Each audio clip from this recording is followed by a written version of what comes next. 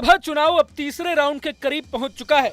दिल्ली की 7 लोकसभा सीटों पर भी मुकाबला दिलचस्प होता नजर आ रहा है।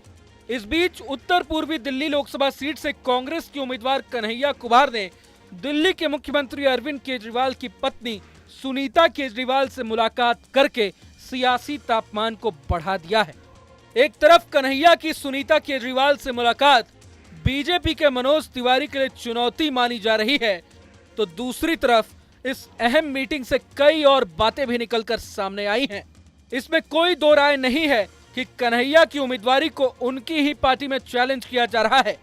हाल ही में दिल्ली कांग्रेस के पूर्व अध्यक्ष अरविंदर सिंह लवली ने कन्हैया को बाहरी बताकर न सिर्फ उनकी उम्मीदवारी का विरोध किया था, बल्कि अपने पद से इस्तीफा भी दे दिया था। लेकिन अब कन्हैया ने सुनीता केजरीवाल से मिलने के बाद अरविंदर सिंह लवली के आरोपों पर भी चुप्पी तोड़ दी है।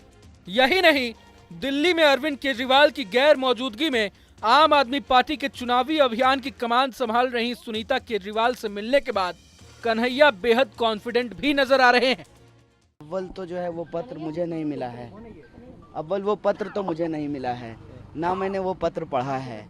और आपको मालूम है कि देश भर में बीजेपी जो कर रही है वो ज़्यादा खतरनाक है।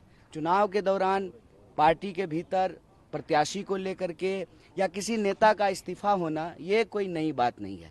नई बात ये है कि प्रत्याशियों को डरा के धमका के बिठा देना, प्रत्याशियों को अपने साथ मिला लेना और चुनाव ही नहीं होने देना, ये ज़्यादा खतरनाक बात है। एक तरफ कन्हैया ने अपने ही खेमे में विरोधियों को जवाब दिया है, तो दूसरी तरफ उन्होंने दिल्ली में आम आदमी पार्टी और कांग्रेस की गठबंधन को काफी मजबूत बताया है।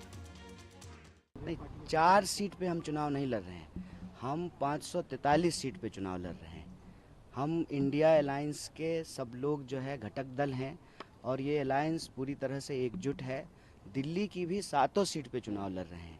तो जो भी हम लोग रणनीति बना रहे हैं वो किसी एक प्रत्याशी के लिए या एक पार्टी के लिए नहीं बना रहे हैं, वो दिल्ली के लिए बना रहे हैं, दिल्ली के लोगों के लिए बना रहे हैं, क्योंकि ये दिल्ली के लोगों के आत्मसम्मान का सवाल है। किसी को, एक व्यक्ति को सांसद बनाने का सवाल नहीं है, किसी एक व्यक्ति को प्रधानमंत्री बनाने का सवाल नहीं है, एक पार्टी की सरकार बनाने का सवाल नहीं है।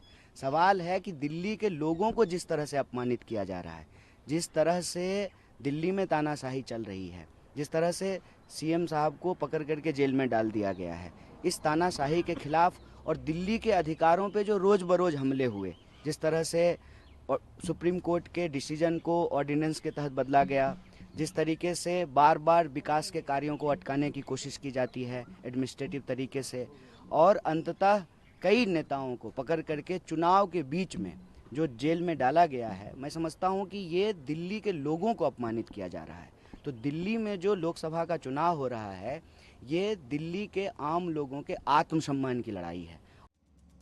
नॉर्थ ईस्ट दिल्ली सीट से कांग्रेस उम्मीदवार कन्हैया कुमार का सुनीता केजरीवाल से मिलना इसलिए भी अहम माना जा रहा है क्योंकि आम आदमी पार्टी के लिए सुनीता केजरीवाल ने प्रचार की कमान संभाल रखी है।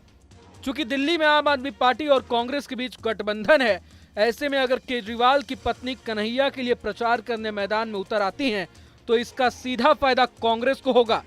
पॉलिटिकल एक्सपर्ट्स का मानना है कि दिल्ली में आम आदमी पार्टी को केजरीवाल के नाम पर सहानुभूति वोट भी मिल सकते हैं, इसलिए कन्हैया की झोली में आम आदमी पार्टी के कोटे वाले वोट भी गिरने के चांस हैं। हालांकि वोटर्स ने किसे जिताने का मन बना रखा है, ये तो वक्त ही बताएगा। अगर आपको ये वीडियो पसंद आए तो लाइक करें और चैनल को सब्सक्राइब करें। वहीं बाकी तमाम खबरों के लिए देखते रहें न्यूज़ नेशन।